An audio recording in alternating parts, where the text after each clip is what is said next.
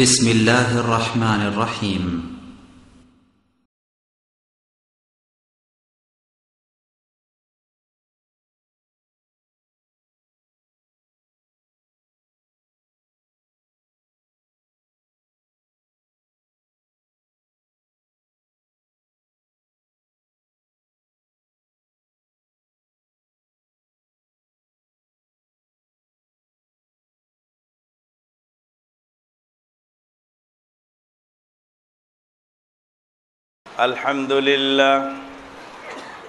الحمد لله نحمده ونستعينه ونستغفره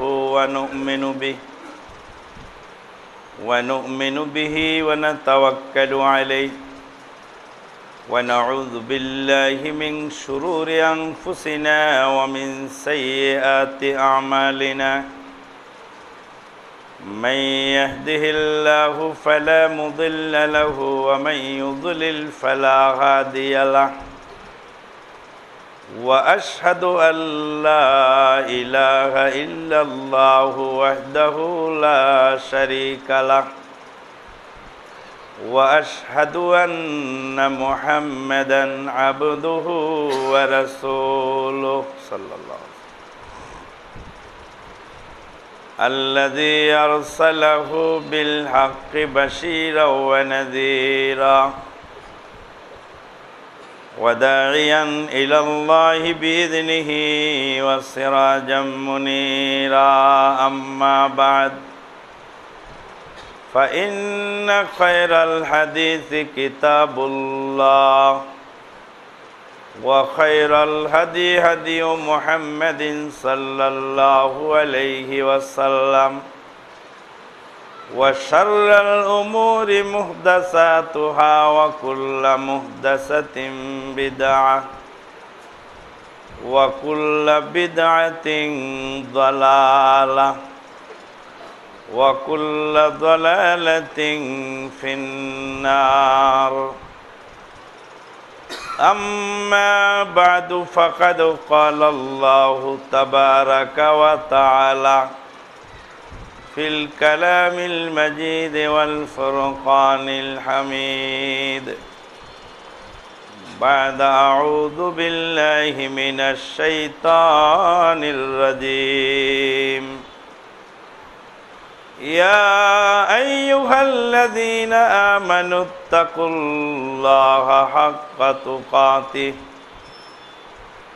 حق تقاته ولا تموتن إلا وأنتم مسلمون يا أيها الناس اتقوا ربكم الذي خلقكم من نفس واحدة وخلق منها زوجها وبث منهما رجالا كثيرا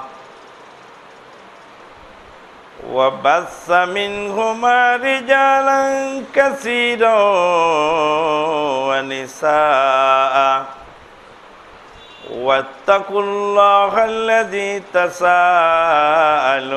به والأرحام إن الله كان عليكم رقيبا يا أيها الذين آمنوا اتقوا الله وقولوا قولا سديدا يصلح لكم أعمالكم ويغفر لكم ذنوبكم ومن يطع الله ورسوله فقد فاز فوزا عظيما. وقال تعالى وأن هذا صراطي مستقيما فاتبعوه ولا تتبعوا السبل فتفرق بكم عن سبيله إلى آخر الآية. وقال النبي الأمين صلى الله عليه وسلم يكون في آخر الزمان دجالون كذبون يأتونكم من الأحاديث بما لا تسمعوا أنتم ولا آباؤكم فإياكم وإياهم لا يضلونكم ولا يفتنونكم رواه مسلم أو كما قال عليه الصلاة والسلام.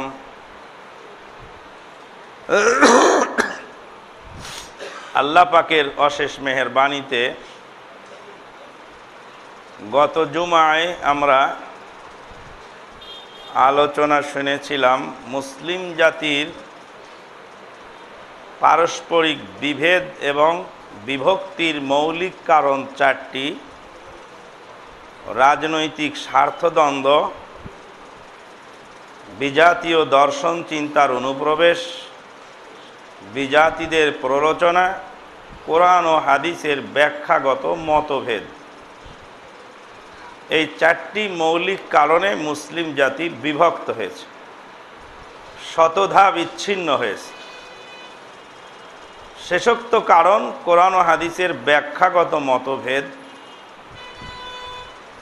তার পাশাপাশি মৌলিক আরেকটি বিষয়ে আলোচনা করা হয়েছে, যা হাফেজ ইমাদউদ্দিন ইবনে কাসির রাহিমাহুল্লাহ তার তাফসিরে ইবনে কাসিরে উল্লেখ করেছেন। কোরআন ব্যাখ্যার চারটি মূলনীতি। চারটি মূলনীতি অনুযায়ী কোরআনের ব্যাখ্যা হবে। প্রথমত, কোরআনের ব্যাখ্যা কোরআন দিয়ে হবে, কোরআনের ব্যাখ্যা হাদিস দিয়ে হবে, কোরআনের ব্যাখ্যা সালাফে সালেহিনের কথা দিয়ে হবে, কোরআনের ব্যাখ্যা আরব জাতির ভাষা দিয়ে হবে। এই চারটি বিষয়ে মোটামুটি বিশদ আলোচনা করা হয়েছে। কোরআন ও হাদিসের ব্যাখ্যাগত মতভেদ, এই সুযোগে প্রত্যেকেই আপন আপন স্বার্থ সিদ্ধির জন্য মনমতো ব্যাখ্যা করে নিজেদের দলীয় স্বার্থ চরিতার্থ করার জন্য অপচেষ্টা করেছেন যুগে যুগে কালে কালে, যারই ফলে মুসলমানগণ বিভিন্ন দলে বিভক্ত হয়েছে। আজকের আলোচ্য বিষয় হলো সিরাতে মুস্তাকিম। সিরাত মানে হলো পথ বা রেখা, আর মুস্তাকিম মানে হলো সরল সোজা। সরল সোজা পথ, এই বিষয়ের উপরে আজকে আলোচনা হবে ইনশাআল্লাহ। জ্যামিতির সূত্রে বলছে এক বিন্দু থেকে আর এক বিন্দুতে সরল রেখা একটি হয়, একাধিক হয় না। একাধিক করতে গেলে হয় সবকটি বক্র হবে, না একটি সরল থাকবে, বাকি সবকটি বক্র হবে। ইসলাম এক ও অবিভাজ্য। কোরআনের আয়াত নাজিল হলো নবী মুহাম্মদুর রাসূলুল্লাহ সাল্লাল্লাহু আলাইহি ওয়াসাল্লামের উপরে, আর তিনি আমাদেরকে ব্যাখ্যা করে তো দেখালেন। লেখাপড়া জানতেন না, তবে জ্যামিতি এঁকেছিলেন আল্লাহ নবী সাল্লাল্লাহু আলাইহি ওয়াসাল্লাম জ্যামিতি আঁকলেন। সাহাবী বলছেন, খাত্তালানা রাসূলুল্লাহ সাল্লাল্লাহু আলাইহি ওয়াসাল্লাম খাত্তান। নবী সাল্লাল্লাহু আলাইহি ওয়াসাল্লাম একটা রেখা টানলেন। রেখা টানতে হলে রেখায় দুইটা বিন্দু লাগে। যেখানে কলমটা মারলাম ওখানে এক বিন্দু পড়লো, আর যেখানে কলমটা ছাড়লাম ওখানে আর এক বিন্দু পড়লো। এক বিন্দু থেকে আর এক বিন্দুতে দুই বিন্দুকে ছেদ করলো একটি সরল রেখা। খাত্তালানা রাসূলুল্লাহ সাল্লাল্লাহু আলাইহি ওয়াসাল্লাম খাত্তান ওয়া খাত্তা খুতুতান আন ইয়ামিনিহি ওয়া খুতুতান আন শিমালিহি। এই সরল রেখার ডানে কতগুলি রেখা টানলেন আর বামে কতগুলি রেখা টানলেন। কোন বর্ণনা আছে খাত্তা খাত্তাইনি আন ইয়ামিনিহি, ডানে দুই রেখা টানলেন ওয়া খাত্তাইনি আন শিমালি, বামে 2 রেখা টানলেন। এবার পাইলেন তো 4 তরিকা, একটা সিরাতে মুস্তাকিম, আর এ পাশে 2 তরিকা, আর ও পাশে 2 তরিকা, 4 তরিকা। 4 তরিকা পাওয়া গেল। নবী সাল্লাল্লাহু আলাইহি সাল্লাম জ্যামিতি আঁকালেন। খাত্তালানা রাসূলুল্লাহ খাত্তান ওয়া খাত্তা খুতুতান আন ইয়ামিনিহি ওয়া খুতুতান আন শিমালিহি। তারপরে লম্বা রেখার সামনে হাতটা রাখলেন। ওয়া আশারা বিয়াদিহি, তার হাত দিয়ে ইশারা করলেন। ওয়া তালা হাযিহিল আয়াহ, তখন আয়াতটা পড়লেন। আউযু বিল্লাহি মিনাশ শাইতানির রাজীম ওয়া আন্না হাযা সিরাতি মুস্তাকিমা। জেনে রাখো হে মুসলিম জাতি, আমার উম্মত, এটাই হলো আমার সরল সোজা পথ। ওয়া আন্না হাযা সিরাতি মুস্তাকিমা ফাত্তাবিউহ, সুতরাং এটারই অনুসরণ করো। ওয়ালা তাত্তাবিউস সুবুলা ওয়ালা তাত্তাবিউস সুবুল ফাতাফাররাকা বিকুম আন সাবিলিহি। আর সাবিলিহি না সাবিলিল্লাহ, কই গেল সাবিলি? মেমোরি আর কাজ করতে চাচ্ছে না। ওয়া আন্না হাযা সিরাতি মুস্তাকিমা, শুনে রাখো হে মুসলিম জাতি, এটাই হলো আমার সরল সোজা পথ। সিরাতি মুস্তাকিমা। হুজুর, কোরআনের আয়াত যদি না বোঝেন তো জ্যামিতিওয়ালার কাছে শিখে আসেন।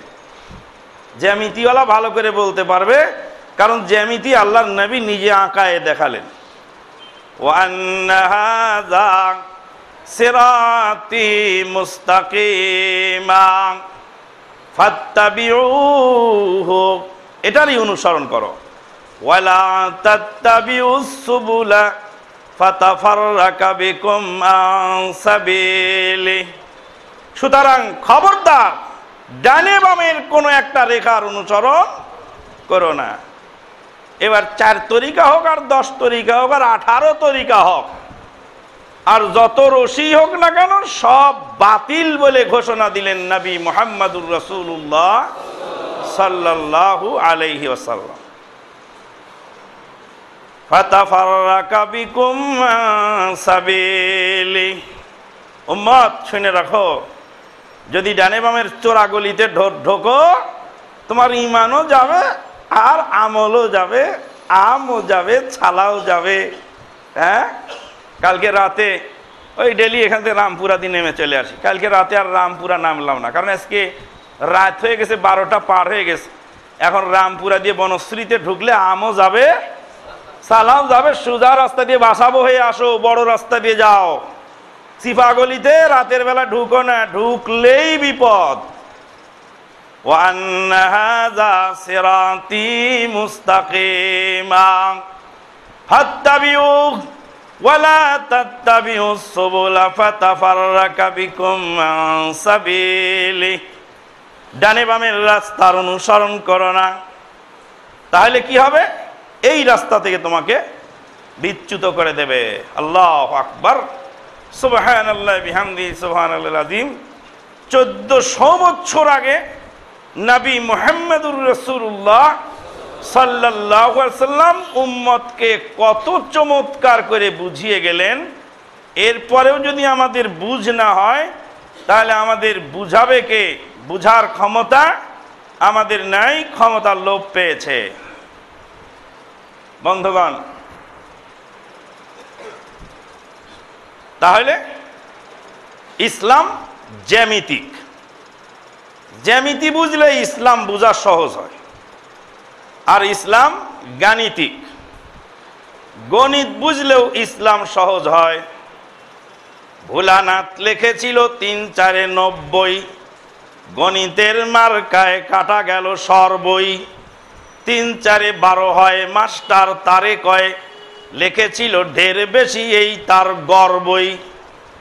ভোলানাথ অঙ্ক করতে যায় লিখছে 3 4 90। মনে মনে ভাবছে 90 লিখলে স্যার নাম্বার একটু বেশি দিবে। দেখেন না 20 রাকাত তারাবি পড়ে, নবী পড়ে নেই, যত গুড় তত মিষ্টি, পড়লে নাকি বেশি, নফল নামাজ যত পড়া যায় তত মিষ্টি। তো ভাই 20 রাকাত পর্যন্ত থামেন কেন? পড়তে থাকেন, ফজর পর্যন্ত পড়েন না কেন? 20 রাকাত গিয়ে থেমে যায় কে? যত গুড় তত মিষ্টি। ঈদের নামাজের তাকবীর নবী দিয়েছেন 12টা, আপনি 6টা দিলেন কেন? ওখানে আবার গুড় কমে গেল কে? একবার গুড় কমে আবার গুড় বাড়ে। উলানাত লিখেছিল 3 4 90, গণিতের মার্কায় কাটা গেল সর্বই। 10 পৃষ্ঠার যদি একটা অঙ্ক হয় আর একটা নাম্বার যদি ভুল হয় তাহলে 10 পৃষ্ঠার লেখা বাতিল, একটা নাম্বারও পাবে না সে। ভূগোলের খাতায় যদি আপনি কিছু 10 পৃষ্ঠা লেখেন, বানায় সানায় আকডুম বাগডুম 2 4 5 নাম্বার দেওয়ার সুযোগ সেখানে আছে। ইতিহাসের খাতায়ও আছে। দুনিয়ার সব সাবজেক্টের খাতায় আকডুম বাগডুম লেখলে কিছু না কিছু নাম্বার দেওয়ার কোনো সুযোগ থাকে, কিন্তু গণিতের খাতায় 10 পৃষ্ঠার অঙ্ক যদি হয় আর একটা নোক্তা যদি ভুল হয়, একটা নাম্বার দেওয়ারও সুযোগ নাই, আর একটা নাম্বারও পাবে না, পুরা খাটনিটাই বাতিল। গণিত যেরকম কঠিন আর সহজ, গণিত যে বোঝে তার কাছে পানি, আর গণিত যে বোঝে না তার কাছে আসমান আর জমিন সমান হয়ে যায়। তো ইসলাম যে বোঝে তার জন্য ইসলাম খুবই সহজ, আর ইসলাম যে বোঝে না তার জন্য ইসলাম খুবই কঠিন। কালকে আমার ভাতিজির বিয়ে পড়াচ্ছিলাম, আমার আবার দোষ আছে, এক কথার মধ্যে আর এক কথা এসে যায়। ভাতিজির বিয়ে পড়াচ্ছিলাম, আত্মীয় স্বজনরা বলছে আন্দর মহলে যাব, গিয়ে মেয়েটা কবুল বলবে শুনবো। কবুল বলার বিধান এখানে নেই। মেয়ের বাপ মেয়েকে বিয়ে দিবে, বলবে আমার মেয়েকে তোমার সাথে বিয়ে দিলাম, আর ছেলে বলবে আমি বিয়ে করলাম। এ তো বিয়ে, এর নাম বিয়ে, বিয়ে তো অন্য কিছু না। তো মেয়ে কবুল বলবে না? না, মেয়ে কবুল বলার কোনো জরুরত এখানে কোরআন হাদিস দেয় নাই। তাহলে মেয়ে রাজি আছে কিনা ওটা বুঝবো কেমন করে?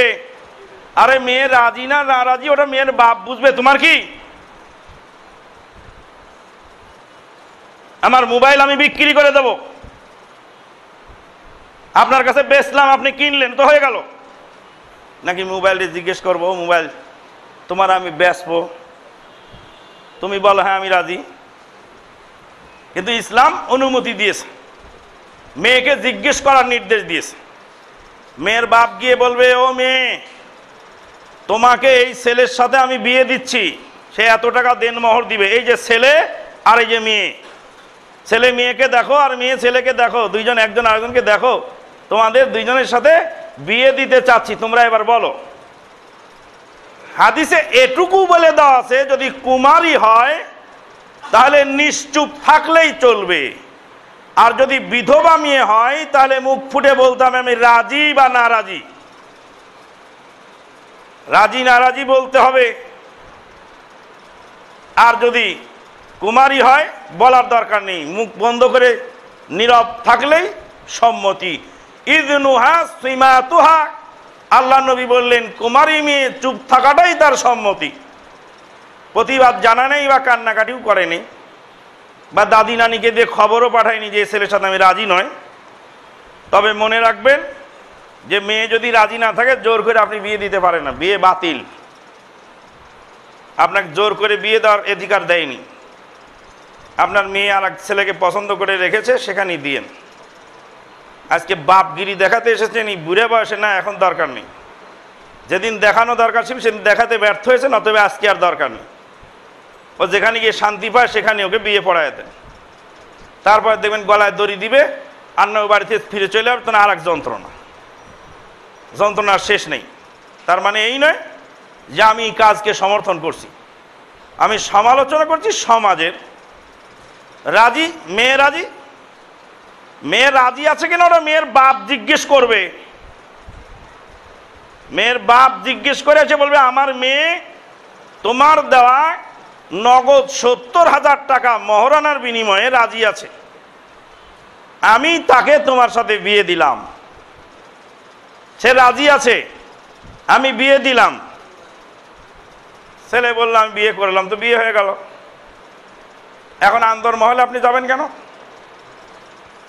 বলছে তাই তো কথা, কেমন হলো বিষয়? ছেলের বাপও তো কবুল পড়ানোর আগে ওই মেয়েকে দেখতে পারবে না। কবুল পড়ানোর আগে ছেলের বাপও দেখতে পারবে না, শুধু ছেলেটাই এক নজর দেখার অধিকার আছে। বন্ধু বান্ধব নিয়ে গেলেন কেন আপনি দেখতে?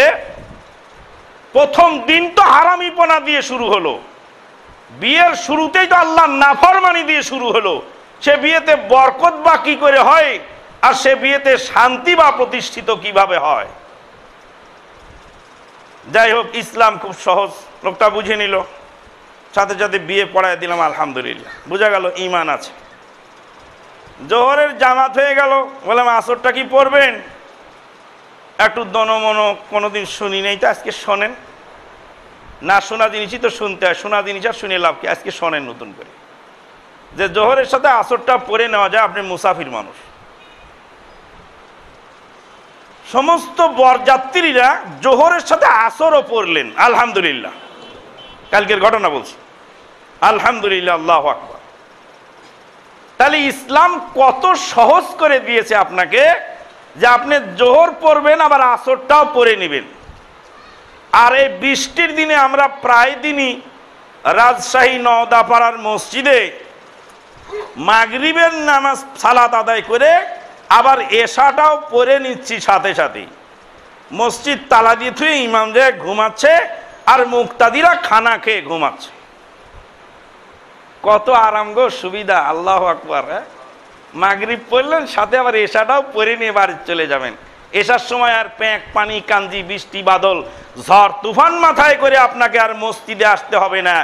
এক আজান আর দুই একামতে নবী মুহাম্মদুর রাসূলুল্লাহ সাল্লাল্লাহু আলাইহি সাল্লাম মদিনাতে নামাজ পড়েছেন। জামা রাসূলুল্লাহ সাল্লাল্লাহু আলাইহি ওয়াসাল্লাম বাইনাল মাগরিবি ওয়াল ইশা'i বিল মাদিনা বিলা সাফারিন ওয়ালা মাতারিন ওয়ালা উযরিন শারঈন। কোনো শারঈ ওযর ছিল না, বৃষ্টি ছিল না। সেই অবস্থায় মদিনায় মাগরিব আর ইশা নবী সাল্লাল্লাহু আলাইহি ওয়াসাল্লাম জমা করে পড়লেন। সহিহ মুসলিমে হাদিস জলজল করছে বিদ্যমান।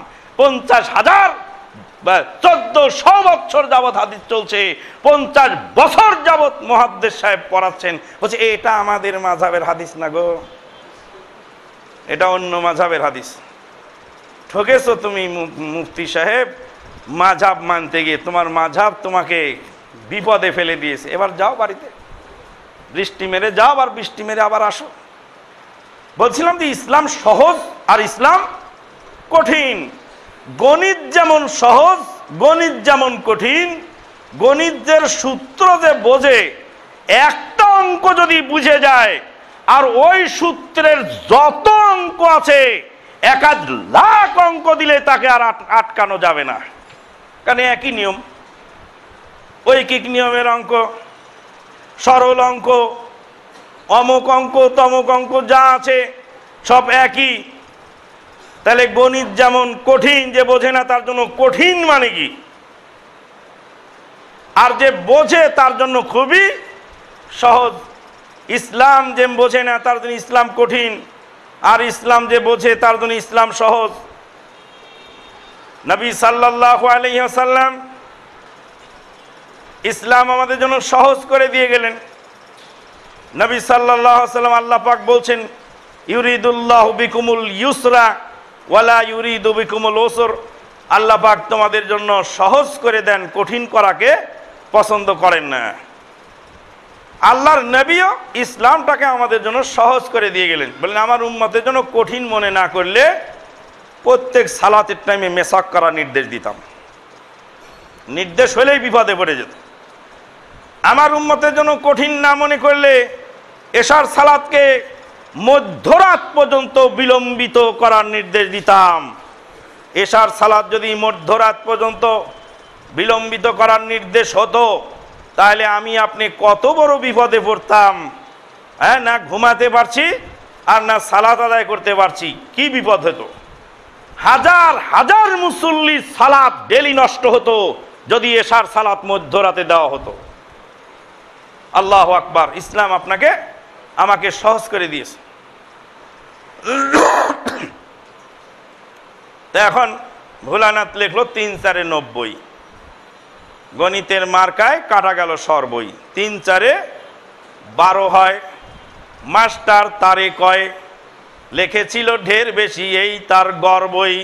3 আর 4 12, 3 দিয়ে 4কে গুণন করলে 12 হয়।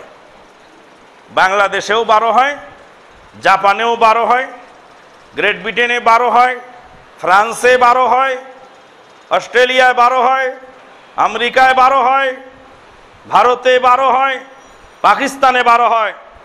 পৃথিবীর সব দেশে 3 আর 4কে পূরণ করলে 12 হবে।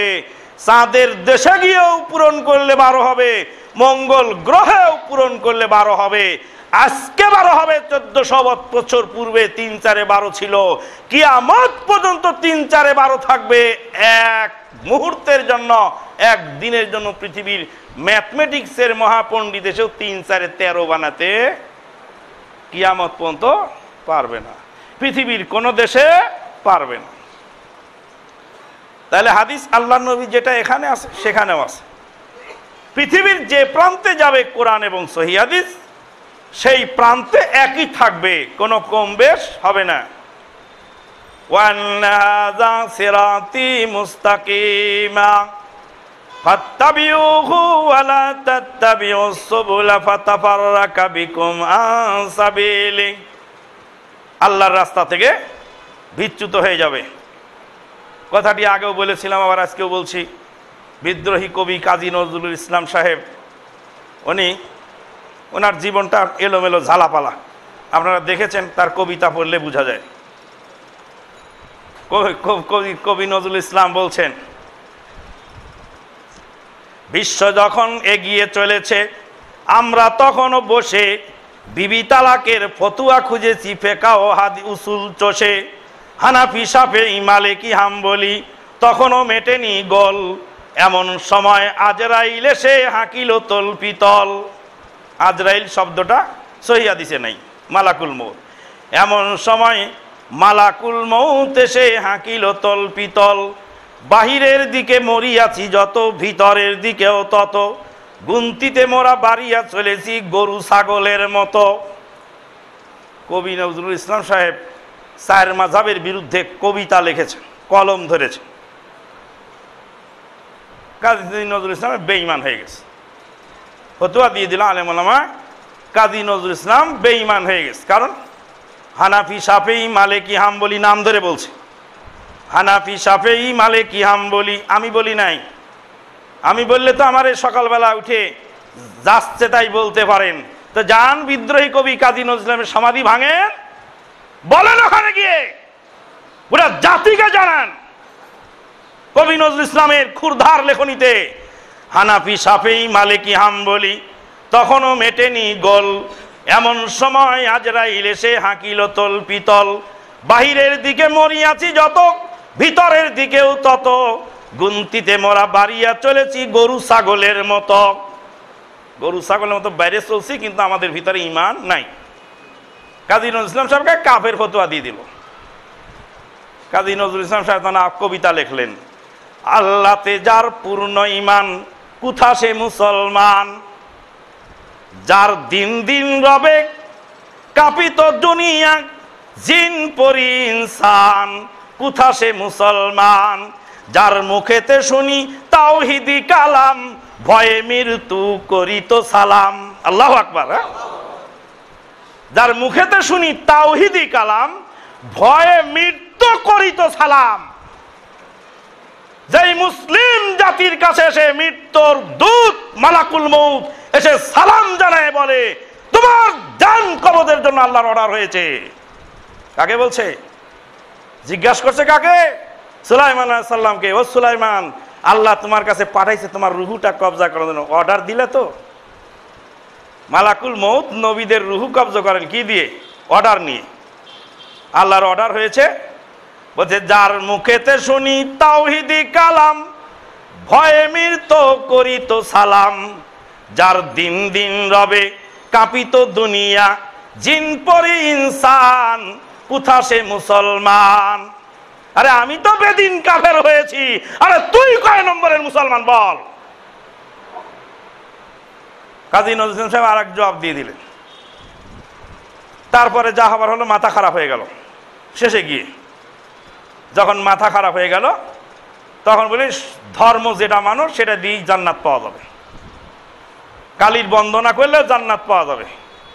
কারণ কালী বলে কিছু নেই, যা আছে সবই আল্লাহ, যত কাল্লা তত আল্লাহ, কালীর মধ্যেও আল্লাহ আছে, আল্লাহ সব জায়গায় বিরাজমান। সব ধর্ম ঠিক, যেই ধর্ম মানবে সেই ধর্মেই জান্নাত পাওয়া যাবে। মুসলমানরা তাড়াতাড়ি যাবে সোজাসুজি, আর অন্য ধর্ম লোকরা ঘুরে ফিরে একটু দেরি করে যাবে। সোজা বুদ্ধি। এই যে এদিক দিয়ে মামা পার হয়ে সোজা চলে যায় খুলনা, 4 মিনিট লাগে, 4 ঘন্টা লাগে। আর যদি স্পিড বোটে পার হতে 2.5 ঘন্টায় যাওয়া যায়। তো ওখানে গিয়ে নাস্তা খাইছি সেদিন আমরা। সকাল ফজর পড়ে গেলাম, খুলনা গিয়ে 10টায় নাস্তা খেলাম, আলহামদুলিল্লাহ। জীবনে কোনদিন মানুষ কল্পনা করেনি যে ঢাকা থেকে খুলনা গিয়ে সকালে নাস্তা খায়। এর এই মামাঘাট গেলাম কি স্পিড বোটে 20 মিনিটে পার হলাম, ওপারে মাইক্রোতে চললাম কি 1.5 ঘন্টায় পার হয়ে নাস্তা খেলাম ওখানে গিয়ে। আল্লাহু আকবার। আমি আর শেখ আব্দুর রাজ্জাক, শেখ আব্দুর রাজ্জাক মাথা খারাপ হয়ে বলছি যে আমি খুতবা ধরবো বেড়াইতে গিয়ে, বলছে আলমগীর ফকিরের পাল্লায় পরে বিপদ হয়ে গেল বোধহয়। বলে কখন যাবো? আমি যে মাদার টেক যাই নাস্তা খাবো ইনশাল্লাহ। দেখেন, হ্যাঁ এত কাছে নাকি? কালকে যে অনেক দূর ঘুরে গেল। ও কালকে তো ফরিদপুর ঘুরে গেছিলাম, যে আজকে যে দিক দিয়ে আসলাম স্পিড বোটে। তাই নাকি? সোজাও আছে তো? কাজী নজরুল সাহেব সোজা রাস্তা, বাঁকা রাস্তা আছে। তো কাজী নজরুল সাহেব বলছেন যে ইসলাম ধর্ম সোজা, আর বাকি ধর্ম একটু বাঁকা আছে, ঘুরে ফিরে গেলে হয়। রাজশাহীর একজন আলেম তখন একটা রেখা টানলেন, একটা বিন্দু আঁকালেন, বাহাস করতেছেন কাজী নজরুল ইসলাম সাহেবের কাছে। বাহাস করার পরে তখন বললেন যে এক বিন্দু থেকে আর এক বিন্দুতে সরল রেখা একটি হয়। কাজী নজরুল ইসলাম সাহেব বলেন কলমটা আমার কাছে দেন, আমি আরো কয়টা আঁকাই। তখন একটু বাঁকা করে ঘুরাই নিয়ে আবার মিলাই দিলেন, দিয়ে বলেন একটু ঘুরে গেলে যাওয়া যায়, এই বিন্দুতে ওই বিন্দু যাওয়া যায়, একটু বাঁকা হয় আর কি। তো অন্য ধর্ম একটু বাঁকা আছে, একটু পরে জান্নাতে যাবে, এরা সোজা তাড়াতাড়ি যাবে। তখন আলেম সাহেব একটা টর্চ লাইট বের করেছিলেন। আলেম হতে হলে, কোরআন হাদিস বুঝতে হলে মাথার মধ্যে মগজ ঘিলু লাগে। টর্চ লাইট বের করে বললেন, কাজী সাহেব ইসলাম হলো আলোর পথ। এই যে আলো এখান থেকে বের হলো আর ওখানে যায় সোজা পড়লো, এবার এই আলোটা একটু বাঁকা করে ঘুরায় দেন তো দেখি কেমন করে যায়। কলমের কালি তো ঘুরালেন ভালো করে, তা আলো ঘুরান দেখি। কাজী নজরুল ইসলাম সাহেব দেখলেন না, তো আলো তো ঘুরান যায় না। কাজী নজরুল ইসলাম সাহেব বিদ্রোহী কবি পরে তওবা ইস্তেগফার করে আবার ঘুরে আসলেন সেই আলেমের ওসিলায়।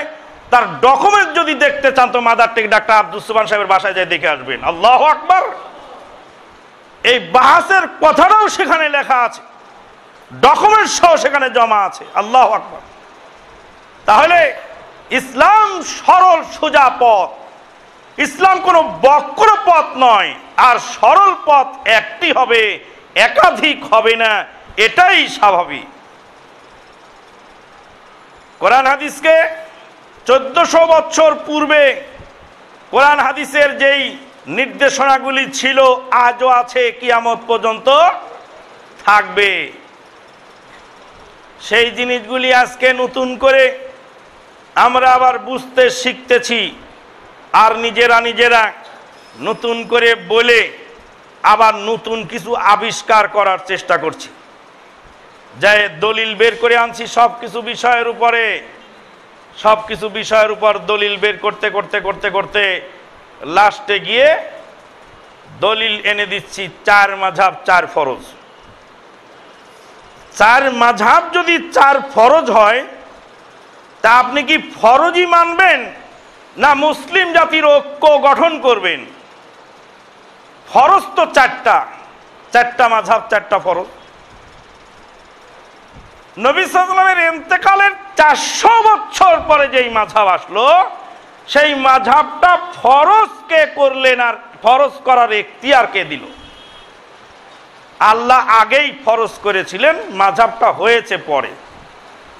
কি দিয়ে আল্লাহ ফরজ করেছিলেন? আল্লাহ বলছিলেন, ইয়া আইয়ুহাল্লাযীনা আমানু আতিউল্লাহ ওয়া আতিউর রাসূলা ওয়ালা আতিউল্লাহ ওয়া আতিউর রাসূলা ওয়া উলিল আমরি মিনকুম ফাইন তানাযাতুম ফি শাইইন ফারুদ্দুহু ইলাল্লাহি ওয়ার রাসূল। আতিউল্লাহ ওয়া আতিউর রাসূল, আল্লাহর আনুগত্য করো, রাসূলের আনুগত্য। ওয়া উলিল আমরি মিনকুম, আর তোমাদের নেতৃবৃন্দের আনুগত্য করো। নেতৃবৃন্দ হলো আলেম সমাজ, আলেম সমাজের আনুগত্য করতে হবে। চার মাযহাবের চার ইমাম বড় বড় আলেম, অতএব তাদের আনুগত্য করতে হবে। ওয়া উলিল আমরে মিনকুম, তোমাদের মধ্যেকার নেতৃস্থানীয় আনুগত্য করো। তাহলে ইমাম বুখারী কি আলেম না? ইমাম মুসলিম কি আলেম না? ইমাম আবু দাউদ, তিরমিজি, নাসাই, ইবনে মাজাহ, দারিমি, দারাকুতনি, তাবরানি, তাহাবি, ইমাম হাকিম, ইমাম দাইলামি, ইমাম বাইহাকি, ইনারা কি আলেম না? বড় বড় উলামায়ে কেরাম, মুফাসসিরিনে ইজাম, তারা যে বিদায় হয়ে গেলেন, তারা কি আলেম না? চার খলিফা, ১৬ লক্ষ সাহাবী প্রায় আল্লাহ নবী রেখে গেলেন, তারা কি আলেম ছিলেন না? তাহলে তো ১৬ লক্ষ সাহাবীর নামে ১৬ লক্ষ মাযহাব বানানো দরকার। ওয়া উলিল আমরে মিনকুম, পরের টুকু আর পরে নেই। ফাইন তানাযাতুম ফি শাইইন ফারুদ্দুহু ইলাল্লাহি ওয়ার রাসূল, যদি কোনো বিষয়ে দ্বন্দ্ব হয় তাহলে আল্লাহ এবং তার রাসূলের দিকে ফিরে যাও। তাহলে আয়াতের মানে কি? আয়াতের মানে হলো আতিউল্লাহ, আল্লাহর আনুগত্য করো, ওয়া আতিউর রাসূলা, রাসূলের আনুগত্য করো, ওয়া উলিল আমরে মিনকুম, আর তোমাদের ভিতরকার নেতৃবৃন্দের আনুগত্য করো। উলিল আমর একজন মানুষের একাধিক হয়, একজন হলো রাষ্ট্রীয় নেতা, আর একজন হলেন ঘরের ভিতরে পারিবারিক নেতা। আমার পিতা আমার নেতা, আমার মা আমার নেত্রী, আমাকে অর্ডার দেওয়ার ক্ষমতা মা রাখেন। বহুবার বলেছি, আবার আজকেও বলছি, মা বলছেন নানির বাড়িতে যাও, আর বাবা বলছেন বাজারে যাও। দুইজনের হুকুম মানতে হবে, মায়েরটাও মানা ফরজ, বাপেরটাও মানা ফরজ। কারটা মানবো? ফাইন তানাযাতুম ফি শাইইন ফারুদ্দুহু ইলাল্লাহি ওয়ার রাসূল। দুইজন উলিল আমর, দুইজন অর্ডার দেওয়ার ক্ষমতা রাখেন, দুইজনেরই আনুগত্য জরুরি। এখন কারটা আগে মানবো? হাদিসে ফিরে যাও। আল্লাহ নবীকে জনৈক সাহাবী জিজ্ঞেস করলেন, আমার কাছে সর্বপ্রথম ভালো ব্যবহার পাওয়ার হকদার কে? আল্লাহ নবী জবাব দিলেন, তোমার মা, তারপরে তোমার মা, তারপরে তোমার মা। 3 বার বললেন। ডাক্তার জাকির নায়েক সাহেব বলছেন যে ফার্স্ট প্রাইজও মা নিল, সেকেন্ড প্রাইজও মা নিল, থার্ড প্রাইজও মায়ের জন্যই নবী দিয়ে গেলেন। বাপের সান্ত্বনা পুরস্কার ছাড়া আর কিছু থাকলো না। বাপের জন্য রইল সান্ত্বনা পুরস্কার, কারণ 3টাই নিয়ে গেল মা। 3 বার বললেন, ফাইন তানাযাতুম ফি শাইইন ফারুদ্দুহু ইলাল্লাহি ওয়ার রাসূল, যদি দ্বন্দ্ব হয় তাহলে আল্লাহ এবং তার রাসূলের আনুগত্য করো। কার মার আনুগত্য করো? আমার মার না আমার বিবির মার? কার মার? আমার মার না আপনার মার? আপনার মা তো আপনার মা, আপনার মা তো আর আমার মা নয়। ওয়া উলিল আমরি মিনকুম, তোমাদের নেতাদের অনুগত্য করো। বর্তমান বিশ্বে আজকের জামানায় যেই আলেমরা নেতৃত্ব দিচ্ছেন তিনি আমার নেতা।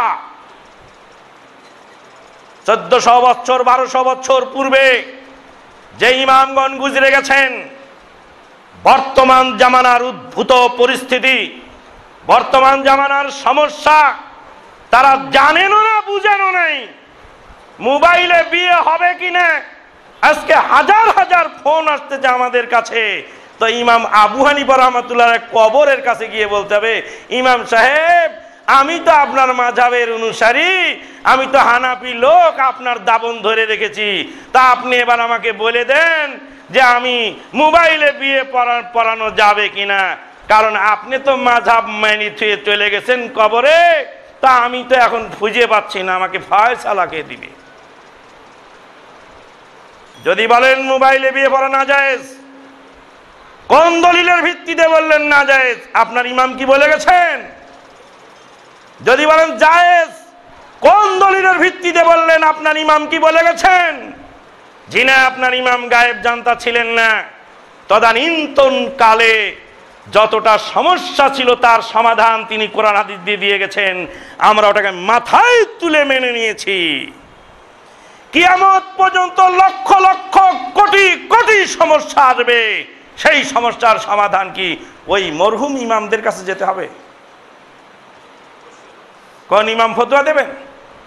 এখন ফতোয়া দিচ্ছেন সৌদি আরবের মুফতি শেখ আব্দুল আজিজ বিন আব্দুল্লাহ আল শেখ, ফতোয়া দিচ্ছেন সালেহ সাদলান, ফতোয়া দিচ্ছেন সালেহ আল ফাউজান, ফতোয়া দিচ্ছেন আব্দুর রাজ্জাক আফিফি, ফতোয়া দিচ্ছেন বিশ্ববরেণ্য ওলামায়ে কেরামগণ। তামাম বিশ্বে ফতোয়া চলছে, এখনো তা আপনি মুফতি বানাচ্ছেন আর ফতোয়া পড়াচ্ছেন, তা আপনারই বা ফতোয়ার দরকার কি? মুফতি পড়ান কেন, মুফতি বানান কেন? মুফতির আবার কাম কি? ফতোয়া তো ক্লোজ করে আপনার বোতলটা তো ভর্তি করে মুখে সিপি আটকায় দিয়ে দিছেন, এই বোতলের ভিতরে কিছু বাড়াবেও না ঢুকবেও না, আর ফতোয়া পড়ে লাভ কি? ফতোয়া পড়ে লাভ কি? আর ফতোয়া দিয়েই বা লাভ কি? যখনই বললেন বিড়ি সিগারেট হারাম, বলে বিড়ি সিগারেট হারাম দলিল দেন। কোরআন হাদিসে কি আছে? নবী বলে গেছেন বিড়ি হারাম। বিড়ি হারাম নয়, তাহলে কি? বিড়ি মাকরু। আলহামদুলিল্লাহ। আপনি এবার বলেন তো হিরোইন হালাল না হারাম? হিরোইনটা হারাম, ওটা একটা দেন। নবী বলে গেছে কোরআনে যে হিরোইন হারাম। আর তো কথা কয় না, এটা তো ভাবিনি আগে। তাহলে যেই দলিলে আপনি হিরোইন হারাম বলছেন, কোরআন হাদিসে হিরোইনের নাম তো নাই, আছে কি? ইয়াবার নাম তো নাই, ফেন্সিডিলের নাম তো নাই। কিয়ামত পর্যন্ত কত লক্ষ কত কোটি আইটেমের মাদক দ্রব্য তৈরি হবে, শুনে হয়তো আশ্চর্য হবেন। অপরাধ জগৎ দেখেন ভালো করে, সেখানে বলছে যে এই যে পেট্রোল দিয়ে কি বলে নেশা করে, টিকটিকির ল্যাজ দিয়ে নেশা করে, তারপরে আরো কত কিছু দিয়ে, কত নোংরা জিনিস দিয়ে নেশা চলছে। নেশার জগৎ যে কি ভয়ানক, আশ্চর্য হয়ে যাবে। কিয়ামত পর্যন্ত লক্ষ লক্ষ কোটি কোটি নেশার দ্রব্য আসবে, সেগুলি হারাম কে করবে? কি দিয়ে হারাম করবেন? কোরআনে লাগবে, কোরআনে বলে যাবে যে হিরোইন হারাম, ইয়াবা হারাম, মূলনীতি আছে, কোরআন হাদিসের মূলনীতি আছে। ওই মূলনীতির আওতায় যেটা পড়বে সেটা হারাম হয়ে যাবে, যেটা ওই মূলনীতির বাইরে যাবে সেটা হারাম হবে না। তাহলে কি হলো? হারাম হালালের মাপকাঠি ইসলামী শরীয়ত দিয়ে গেল। এখন ওই মূলনীতির মধ্যে পড়লো কি পড়লো না, এটা নির্ধারণ কে করবে? এটা নির্ধারণ করবেন তদানীন্তন কালের ওলামায়ে কেরামগণ। এখন যে একজন ইমাম যিনি মারা গেছেন 20 বছর আগে, এই রিসেন্টলি ধরেন 30 বছর আগে মারা গেছে একজন আলেম, ওনাকে যদি আল্লাহ ক্ষমতা দেন, যদি জেন্দা হয়, আর ওনাকে যদি জিজ্ঞেস করা হয়, আলেম সাহেব মোবাইলে কি বিয়ে জায়েজ আছে? তখন হোয়াট ইজ মোবাইল? তখন জিজ্ঞেস মোবাইল কি জিনিস? আপনি তাকে ফতোয়া জিজ্ঞেস করতেন, সে আপনাকে উল্টা ফতোয়া জিজ্ঞেস করবে মোবাইল কি। তাহলে মোবাইলের ফয়সালা কে দিবে? বর্তমান উলিল আমরে মিনকুম, তোমাদের মধ্যে যারা নেতা হবেন তারা ফয়সালা দেবেন। কিয়ামত পর্যন্ত নেতা আসতে থাকবে, ধর্ম বিশ্লেষক আসতে থাকবে, ধর্ম সম্পর্কে জ্ঞানী লোক আসতে থাকবে, যারা কোরআন হাদিস থেকে সমকালীন বিশ্বে যে সমস্ত উদ্ভূত পরিস্থিতি সৃষ্টি হবে যে সমস্ত সমস্যার সৃষ্টি হবে সেই সমস্যার সমাধান সেখান থেকে দিয়ে দিবে।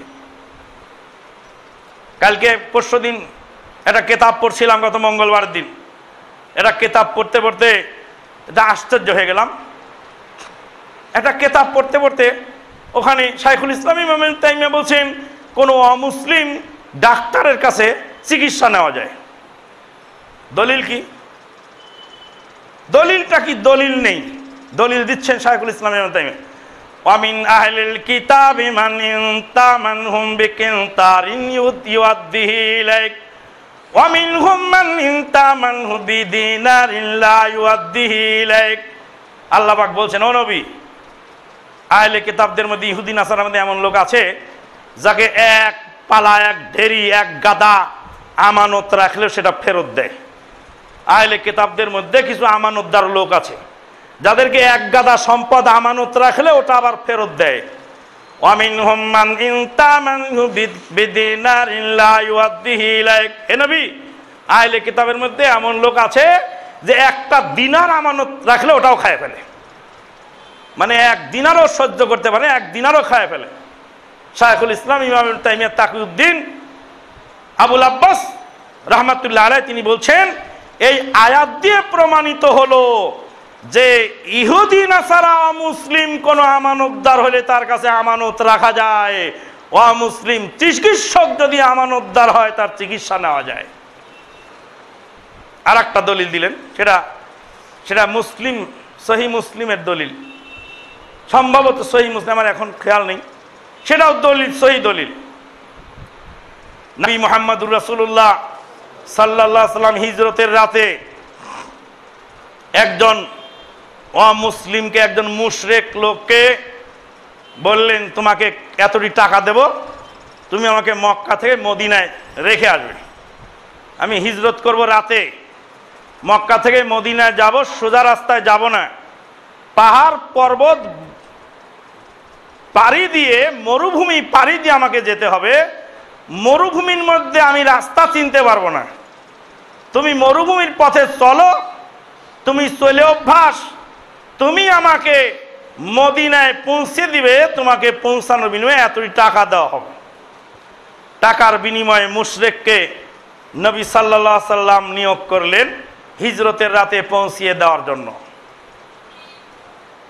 যখনই সৌদি আরবের পররাষ্ট্র মন্ত্রণালয়ের উপরে সাদ্দাম হুসাইন পারমাণবিক শেল মেরে পররাষ্ট্র মন্ত্রণালয়ের বিল্ডিংকে গুড়িয়ে ধূলিসাৎ করে মাটিতে মিশিয়ে দিলেন, আমি আমানুল্লাহ মাদানী স্বচক্ষে সৌদি আরবের রিয়াদ শহরের, রাজধানী শহরে সৌদি আরবের পররাষ্ট্র মন্ত্রণালয়ের বহুতল বিশিষ্ট বিল্ডিং সাদ্দাম হোসেন পারমাণবিক শেল মেরে একদম ধূলিসাৎ করে ধুলায় মিশিয়ে দিয়েছে। স্বচক্ষে সেই ধ্বংসাবশেষ দেখার সুযোগ আমার হয়েছে। আল খাবজি শহর দখল করলো, আরব অয়েল কোম্পানি দখল করলো, আরামকো দখল করা যাচ্ছে সামনের দিকে। পররাষ্ট্র মন্ত্রণালয় গুড়িয়ে দিল আর ঘোষণা দিল মক্কা মদিনা গোরস্থানে পরিণত করে দেব। এটা সাদ্দামের বক্তব্য, দুনিয়ার কোনো বক্তব্য আমি বলছি না। তখন সৌদি আরবের বাদশাহ মালিক ফাহাদ বিন আব্দুল আজিজ রহমাতুল্লাহ আলাইহি গেলেন সৌদি আরবের প্রধান মুফতি শায়েখ আব্দুল আজিজ বিন আব্দুল্লাহ বিন বাজ রহমাতুল্লাহ আলাইহির কাছে, কি বলে, চাচা সাদ্দাম কি বলছে আপনি সব শুনেছেন। যেদিন সে ইরানের দ্বারা এফেক্টেড হয়েছিল সেদিন আমি তাকে পালক পুত্রের মতো সাহায্য দিয়ে এই পর্যন্ত এনেছিলাম। এই কুয়েতের তেল বেচা পয়সা দিয়ে সাদ্দাম চলেছে এতদিন। এক রাতে কুয়েতকে সে দখল করেছে, আমার পররাষ্ট্র মন্ত্রণালয়কে গুড়িয়ে দিয়েছে মাটিতে, আমার আরব অয়েল কোম্পানি দখল করে নিয়ে গেছে, খাবজি শহর পুরা দখলে রাখছে, আর বলছে মক্কা মদিনা গোরস্থানে পরিণত করে ফেলবে। এখন আমি কি করতে পারি, আমার ফতোয়া দেন। বিদেশি অমুসলিম সোলজার এনে আমি কি দেশ রক্ষার্থে কাজ লাগাতে পারবো? সৌদি আরবের প্রধান মুফতি শায়েখ আব্দুল আজিজ বিন আব্দুল্লাহ বিন বাজ রহমাতুল্লাহ বলেন, হ্যাঁ তুমি পারবে, তবে কয়েকটা শর্ত আছে। কি শর্ত? অমুসলিম সোলজার যেন মক্কা মদিনায় না ঢোকে, পরিষ্কার তাদের সাথে ডিট কন্ট্যাক্ট করে নিবে, তোমাদের মক্কা মদিনায় ঢুকতে দেওয়া হবে না। সাগরের সীমান্তবর্তী এলাকায় তোমাদেরকে পাহারাদার রাখা হবে, সেখানে তোমাদেরকে বস্তি করে দেওয়া হবে, মুসলিম জনপদে তোমাদেরকে ঢুকতে দেওয়া হবে না। এদেশের কোনো মালিকানা তোমাদের দাবি করা যাবে না। যখন বলবো তখন এখান থেকে সৈন্য প্রত্যাহার করতে বাধ্য থাকবে। ওই একটা সোজার তো নাই এখন। মক্কা মদিনা খায় ফেললো, দখল করে ফেললো, নাপাক করে ফেললো, খায় ফেললো, সৌদি আরব দখল করে নিয়ে গেল মুসলিমরা। বললেন চাচা দলিল কি? তখন দলিল দিচ্ছেন শেখ বিন বাজ রহমাতুল্লাহ আলাইহি, বলছেন হিজরতের রাত্রে অমুসলিম শাসক, অমুসলিম একজন পথ প্রদর্শককে আল্লাহর নবী নিয়েছিলেন মক্কা থেকে মদিনায় পৌঁছানোর জন্য। এই দলিলের ভিত্তিতে অমুসলিম কোন লোককে কাজের টাকার বিনিময়ে কাজে লাগাতে পারেন।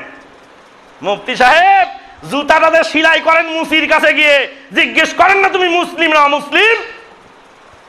তখন ফতোয়া বলে না, তখন তুমি বলো না যে জুতা সেলাই যে করবো অমুসলিমের কাছে জুতা সেলাই করা যাবে না। ড্রেনটা সাফা করে নিচ্ছেন টাকা দিয়ে অমুসলিম সুইপার দিয়ে, তখন তো বলেন না, তখন তো বলেন না যে অমুসলিমকে দিয়ে কাজ করানো যাবে না। ইয়া আইয়ুহাল্লাযীনা আমানু লা তাত্তাখিযুল ইয়াহুদা ওয়ান নাসারা আউলিয়া, পয়সা দিয়ে মুসির কাছে জুতা সেলাই করব, এখানে ধর্মেরই বা কি আছে আর অধর্মেরই বা কি আছে? সে কাজ ভালো জানে, সে আমার কাজ করে দিচ্ছে পয়সার বিনিময়ে। আল্লাহ রাসূল সাল্লাল্লাহু আলাইহি ওয়াসাল্লামের সাহাবায়ে কেরামগণ ইহুদিদের সাথে কেনা বেচা করেননি? ইহুদিদের কাছে মাল কেনেন নাই, বেচেন নাই? ফতোয়া জারি হচ্ছে, চলছে। তাই বলছিলাম যে মাথাও বড়, ব্যথাও বড়। যার যত বড় মাথা আছে সে ততটুকু বোঝে, বোঝার পরে তার ফতোয়াটা ওরকম হয়। সৌদি আরবের মুফতি সাহেব ফতোয়া দিলেন।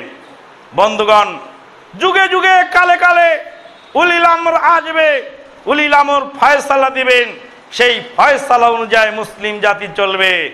এর মানে এই নয় যে 1200 বছর পূর্বের সেই মাযহাব চারটি সীমাবদ্ধ করে দিয়ে যাওয়া হলো।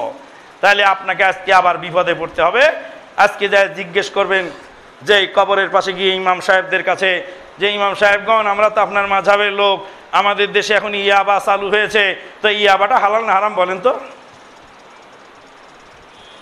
ইমাম সাহেব বলবে যে হোয়াট ইজ ইয়াবা, মা হুয়া ইয়াবা, ইয়াবাটা কি? ইমাম যদি জেন্দাও হয় তো জিজ্ঞেস ভাই ইয়াবাটা কি জিনিস, আপনি তাকে ফতোয়া জিজ্ঞেস, সে উল্টা করে আপনাকে আবার জিজ্ঞেস করবে। ফাইন তানাজাতুম ফি শাইইন ফারুদ্দুহু ইলাল্লাহি ওয়ার রাসূল। চার মাযহাব আসলো 408 হিজরিতে, 801 হিজরিতে, 801 হিজরিতে, 801 হিজরিতে মিশরের কুখ্যাত প্রেসিডেন্ট ফারাদ বিন বারকুক চার মাযহাবকে 4 ভাগে ভাগ করে দিয়ে গেল। তোমরা বাবারা গোলমাল করো না, এই কাবা ঘর তোমাদের 4 ভাগে ভাগ করে দিয়ে গেলাম। ইসলামটাকে 4 ভাগে ভাগ করে সারিনা সারিনা করে মাহফিলিয়েছে। হ্যাঁ, ইসলাম পৈতৃক সম্পদ, বাপের যা সম্পদ আছে 1 বিঘা জমি, তো 4 পুয়া 1 পুয়া 1 পুয়া 4 ছেলে ভাগ করে নিস।